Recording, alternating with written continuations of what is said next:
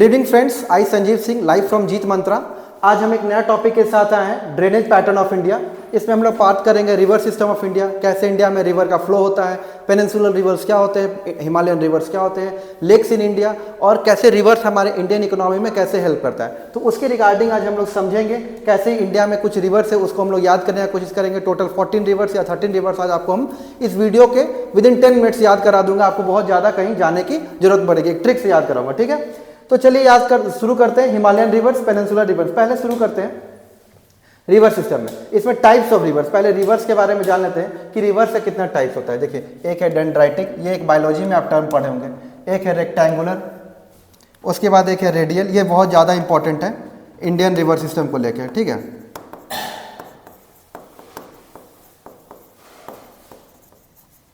और एक है टेरेलिस। तो सबसे पहले इंपॉर्टेंट ये डेंड्राइटिक, आप बायोलॉजी में पढ़े हुए कैसे नर्व्स का कैसे ऐसे मूवमेंट होता है ना, वैसे रिवर्स मूव करती है। और रिवर्स का मूव करने का ना सबसे एक जो टर्म है वो क्या है ना, वो बेसिक पैटर्न क्या होता है ना, जहाँ पे उसको स्लोप मिलेगा ना वहाँ पे वो मूव करते जाएगा। इधर स्लोप मिलेगा इधर, फिर यहाँ से स्लोप इधर मिल जाएगा इधर, इधर फिर इधर। तो ये होता है एक ये। रेक्टेंगुलर में बहुत ज़्यादा कुछ नहीं है, जैसे रिवर नॉर्मल मूव करती है एक सिंपल सा ऐसे प्लेन में, फिर थोड़ा सा इधर स्लोप मिला ऐसे। ये रेक्टेंगुलर का मतलब क्या है, ये देखिएगा हल्का सा रेक्टेंगुलर का पार्ट शो करता है। सबसे इंपॉर्टेंट है रेडियल। रेडियल के बेसिस पे हमारी जगह टोटल एक मध्य प्रदेश में 3 रिवर का सिस्टम है, और एक ये जो ग्लेशियर है हमारा मानसरोवर नेपाल में, वहां से आपको पता चलेगा। और ये टेरेलिस, ये उतना ज्यादा इंपॉर्टेंट नहीं है, सबसे ज्यादा इंपॉर्टेंट ये और ये है, ठीक है। तो इसके रिगार्डिंग हम लोग इसका प्रैक्टिकल यूज देखेंगे कि कैसे इंडिया का रिवर सिस्टम ये दोनों मूवमेंट से मूव करता है। तो चलिए हिमालयन रिवर्स के बारे में बात करते हैं। हिमालयन रिवर्स क्या होता है, क्या उसका ओरिजिन क्या है, ठीक है। हिमालयन रिवर्स में अगर आप बात करें तो 2-3 इंपॉर्टेंट रिवर्स है जिसके बारे में भी हम लोग बात करेंगे। सबसे पहला है गंगा। गंगा का फॉर्मेशन होता है 2 रिवर से, इधर लिख देते हैं।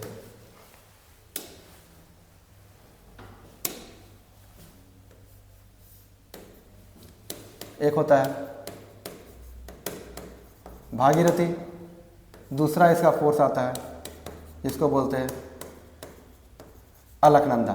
इस दोनों का जो ज्वाइंट फोर्स बनता है उस एक पॉइंट को बोलते हैं देवप्रयाग, जहां से फिर ये रिवर गंगा मूव करती है। तो गंगा का ओरिजिनेशन जनरली भागीरथी और अलकनंदा देवप्रयाग में आकर मिलती है, उसके बाद गंगा का फॉर्मेशन होता है। और ये गंगा जनरली प्लेन में मूव करती है, पूरा यूपी बिहार में जितना होता है ना, लाइफ लाइन है यूपी और बिहार का, उसको ये हेल्प करती है, ठीक है। आगे पढ़ेंगे कैसे ये मूव करता है, बट ये इंपॉर्टेंट टर्म है, इसको याद रखिएगा, ठीक है।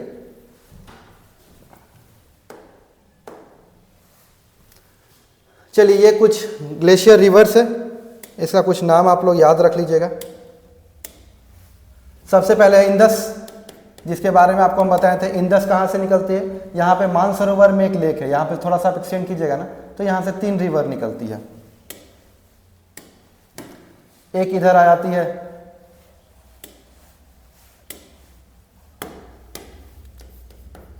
इंदस, यहां से ऐसे मूव करती है, देखिए आपको सतलज दिखेगा, ये ऐसे, ये सतलज। और एक रिवर ऐसे मूव करके असम के पास से आती है, उसको हम लोग बोलते हैं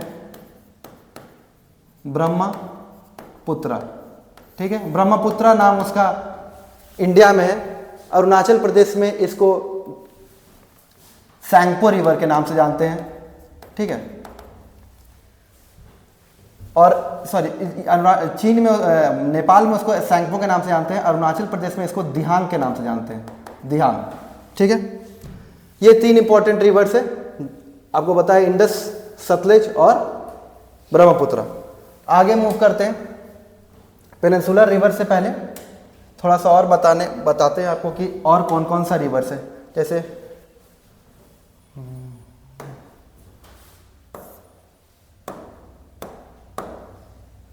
चलिए, ये मान लेते हैं एक भारत का मैप है,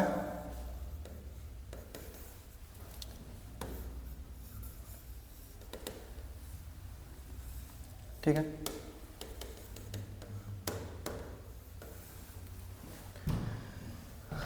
कुछ इंपॉर्टेंट रिवर्स जो हिमालयन रिवर्स के तौर पे करते हैं, ये देखिए, ये उत्तराखंड से 2 नदी आती है,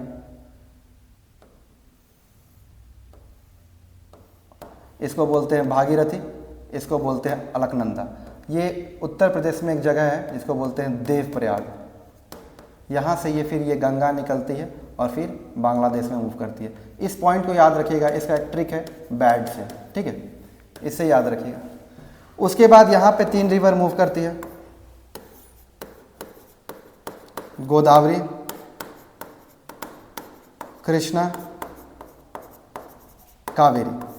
ये इंपॉर्टेंट रिवर्स है। ये 2 महाराष्ट्र, थोड़ा सा कर्नाटका और ये केरला के पास मूव करते हैं, ठीक है। उसके बाद यहाँ से मैंने आपको बताया था ये और एक 3 रिवर मूव निकलती है, जिसको हम लोग याद कर सकते हैं ट्रिक से, SBI, ठीक है। SBI एक बैंक भी है, यहाँ से बताए थे ब्रह्मपुत्र,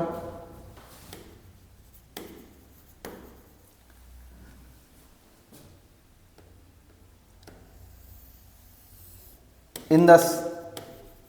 बेसिकली इसका 80% फ्लो पाकिस्तान में होता है। और एस से ये भी फिर यहाँ ही चली जाती है, सतलज। आपको फिर से वो मैं इमेज दिखा दे रहा हूँ, जहाँ पे ये देखिए, ये देखिए, ये सतलज हो गया, ये इंदस हो गया और इधर ब्रह्मपुत्र मूव कर जाती है, ठीक है। कितना रिवर हो गया? 1 2 3 4 5 6, भागीरथी, अलकनंदा 7 8। मध्य प्रदेश में और छत्तीसगढ़ के पास एक जगह है जिसको बोलते हैं सतपुड़ा की पहाड़ी, ठीक है। वहाँ पे सतपुड़ा की पहाड़ी पे एक धूपगढ़ जगह है, ये एक हिल स्टेशन भी है। यहाँ से आपका 3 नदी निकलता है, बहुत इंपॉर्टेंट नदी है, ठीक है।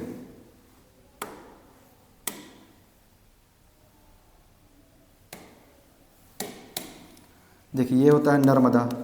नर्मदा को एक सेक्रेड रिवर, मतलब एक धार्मिक नदी, जैसे गंगा को माना गया है ना बिहार यूपी में, उसी तरह नर्मदा को मध्य प्रदेश में एक बहुत धार्मिक नदी मानते हैं।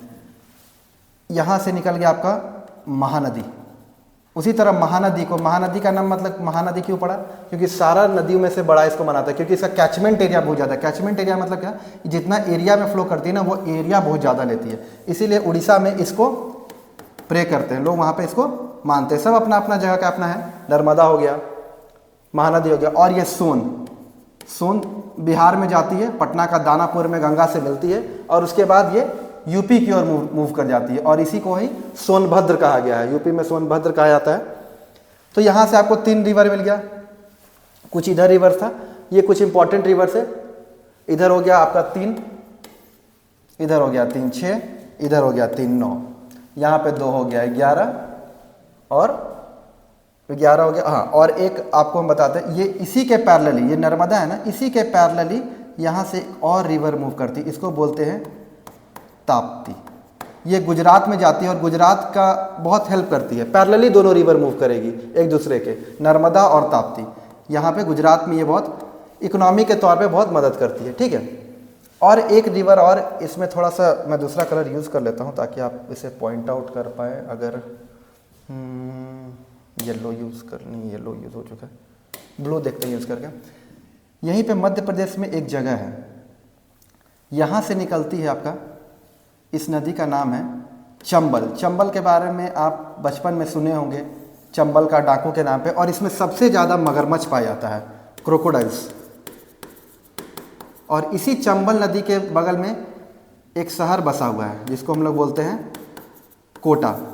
और कोटा के बारे में आप लोग जानते होंगे, कोटा फैक्ट्री, जहाँ बच्चे नीट जेई सब की तैयारी पहले करने जाते थे। तो ये थोड़ा सा याद रखिएगा। तो मोटा मोटी कुछ डिफरेंट कलर से है। आप अगर इसको बार बार रिवाइज करके वीडियोस को देखेंगे ना, तो ये रिवर सिस्टम आपको अप्रॉक्स 14 रिवर से, जो आपको बिना बुक देखे याद हो जाएगा। थोड़ा सा आप अगर मैप का आपके पास कंट्रोल है तो, ठीक है। ये ऊपर हो गया हिमालयन रिवर्स, ये हो गया पेनिनसुलर रिवर्स। हिमालयन रिवर्स और पेनिनसुलर रिवर्स में एक ही डिफरेंस है, पेनिनसुलर रिवर्स में मतलब 12 मंथ्स 12 महीना आपको पानी नहीं मिल पाता है। वो जनरली क्या होता है, मानसून होता है, लेकिन जो हिमालयन रिवर्स होता है ना, वो ग्लेशियर से आता है उसमें पानी, तो उसमें क्या होता है ना, हमेशा पानी का फ्लो मेंटेन रहता है। चलिए, ये पेनिनसुलर रिवर्स के बारे में आपको बता दी। ये देखिए, मैंने आपको पढ़ाया था, ये देखिए कावेरी, कृष्णा, गोदावरी, महानदी, नर्मदा, ताप्ती। माही इतना इंपॉर्टेंस नहीं है, ये सब रिवर्स इंपॉर्टेंट है। कम से कम इतना रिवर्स के बारे में हमको पता होना चाहिए, कौन सा रिवर कहाँ से निकलता है, कैसे निकलता है, ठीक है। चलिए, कुछ लेक्स है।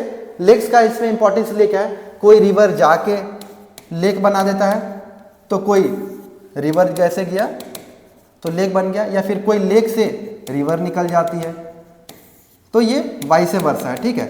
अब लेक्स कुछ ज़्यादा इंपॉर्टेंट नहीं है, 5-7 आपको याद रखना है इंडिया में जो इंपॉर्टेंट है, ठीक है, उसको भी मैं आपको यहाँ मैप के जरिए बताता हूँ। सबसे इंपॉर्टेंट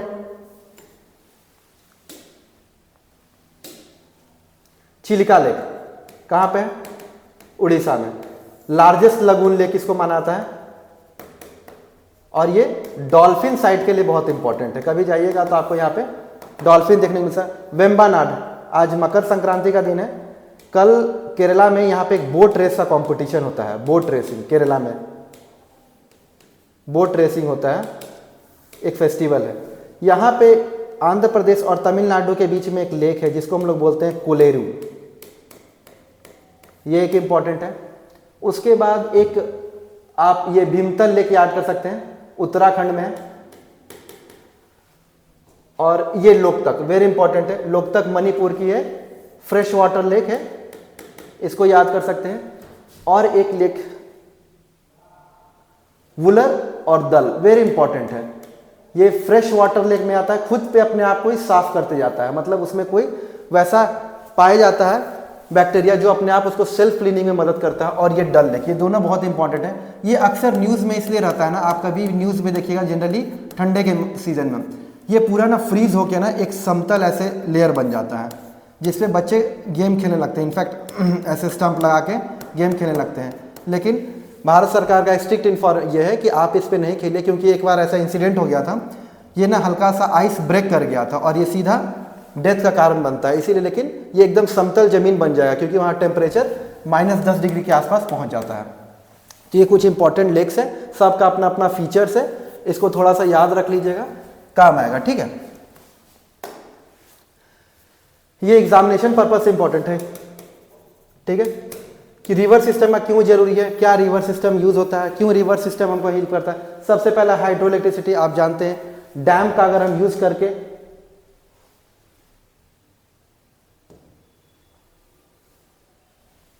डैम का हम लोग यूज करके क्या करते हैं, इलेक्ट्रिसिटी का प्रोडक्शन करते हैं क्यों, क्योंकि डैम क्या करता है ना, पानी को रोकता है, फिर उसके फ्लो को बढ़ाता है और उसके बाद उससे हम लोग टरबाइन को मूव करवाते हैं और हम लोग इलेक्ट्रिसिटी प्रोड्यूस करवाते हैं। टूरिज्म को प्रमोट करता है, देखिएगा जितना भी डैम एरिया है, आज अभी ठंडी के मौसम है, जितना भी पिकनिक स्पॉट है ना, सब नदी के बगल में रहता है। तो टूरिज्म को प्रमोट करने से क्या होता है ना, ऐसे हमारे इकोनॉमी को प्रमोट होता है, क्योंकि लोग वहाँ पे जाते हैं, पैसा स्पेंड करते हैं, बोटिंग करते हैं, फोटो शूट करते हैं, उससे क्या होता है ना, आखिर इकोनॉमी में हमारा पैसा जाता है, ठीक है। यही हम लोग पढ़ रहे हैं। तीसरा, हाउस होल्ड यूजेज, जिस घर के बगल में नदी जाता है ना, उस घर का लाइफलाइन बहुत अच्छा रहता है। पहला कि उसको पानी का कभी दिक्कत नहीं होगा, दूसरा उसको हमेशा अपना खेती के लिए पानी मिलता रहेगा। आगे हम लोग कहीं पढ़ेंगे, ये देखिए इरिगेशन, हमेशा उसको पानी के मिलते रहेगा, कोई भी उसको ट्यूबवेल्स का जरूरत नहीं पड़ेगा, कोई कुआं नहीं जरूरत पड़ेगा, कोई समरसेबल बोरिंग करने की जरूरत नहीं है, इसको हमेशा इरिगेशन मिलेगा। और जो नदी जहाँ से नदी गुजरती है उसके बगल का जो भी जमीन होता है ना, वो बहुत फर्टाइल होता है। क्यों, पानी उसको एंटी क्लॉकवाइज में रिवर्स करते रहती है मिट्टी को, तो इससे इरिगेशन में मदद होगा। इरिगेशन में मदद होगा तो क्या, हमारा एग्रीकल्चर सिस्टम स्ट्रांग हो जाएगा, ठीक है। उसके बाद feed the world, feed the world में सबसे इंपॉर्टेंट आता है ना फिशरीज डिपार्टमेंट। फिशरीज डिपार्टमेंट में आप चले जाइए, भारत का अगर हम थोड़ा सा यहाँ पे छोटा सा मैप देखेंगे ना, तो ये हो गया कौन सा जगह, ये हो गया कोलकाता, ये हो गया उड़ीसा, ये हो गया आंध्रा, ये हो गया तमिलनाडु, ये हो गया केरला, ये हो गया गोवा और ये हो गया महाराष्ट्र। ये जितना कोस्टल एरियाज है सब में फिशरीज बहुत ज़्यादा चलता है। फिशरीज मतलब मछली खाना और मछली पालन करना। इस एरिया में आप जाइएगा ना तो आपको बेसिकली मछली का हमेशा आपको एक्सपोर्ट दिखते रहेगा, और वो मछली का जो स्मेल आता है ना वो आते रहे। क्यों? ये इकोनॉमी में इन लोग का हेल्प करता है। आप बगल में अगर रहते हैं तो बंगाल चले जाइए, अगर झारखंड के बगल में है तो वहाँ पे आप चले जाइए कोई भी स्टेशन पे, आपको ये आते रहेगा हमेशा, वो थर्मोकोल कैटून में ये ट्रांसपोर्ट होते रहता है ऑल ओवर इंडिया में। ये बहुत इंपॉर्टेंट हेल्प करता है इकोनॉमी में इन लोग का। बहुत सारे, सबसे पहले बात है ये एम्प्लॉयमेंट जनरेट करता है, रोजगार देता है। मछली पकड़िए और बेचिए। नेविगेशन, नेविगेशन का क्या इंपॉर्टेंस है यहाँ पे थोड़ा सा बता देते हैं। नेविगेशन का इंपॉर्टेंट ये है ना कि बहुत सारा क्या होता है नेविगेशन, हम ट्रेन से कर सकते हैं, जा सकते हैं, कहीं पे फ्लाइट से जा सकते हैं, और या फिर सी से जा सकते हैं। तो सबसे सस्ता समुद्री पड़ता है, और इसमें कोई ट्रैफिक नहीं, ज़्यादा किसी को टोल टैक्स नहीं देना पड़ता है, और ईजिली आप सामान, मान लीजिए आपको उड़ीसा से यहाँ पे कर्नाटका भेजना है या केरला भेजना है, तो आप यहाँ पे समुद्र के रास्ते से आके ऐसे जा सकते हैं। अब ऐसे बाई रोड आइएगा तो हो सकता है आपको बहुत सी चीज़ का सामना करना है, पर ये नेविगेशन में बहुत मदद करता है। तो ये सब चीज़ इंपॉर्टेंट है, अगर आप मेन पॉइंट्स को याद रखेंगे तो आपको बहुत हेल्प होगा। Hydroelectricity, tourism, household uses, irrigation, feed the world और नेविगेशन। तो ये कुछ इंपॉर्टेंट था। और नेक्स्ट आता है जो बहुत इंपॉर्टेंट होता है ना, पॉल्यूशन। अगर आपको कहीं से सर्विस अच्छा मिल रहा है ना तो उसका फिर आपको अच्छा से केयर करना चाहिए, क्योंकि जितने भी प्लास्टिक है,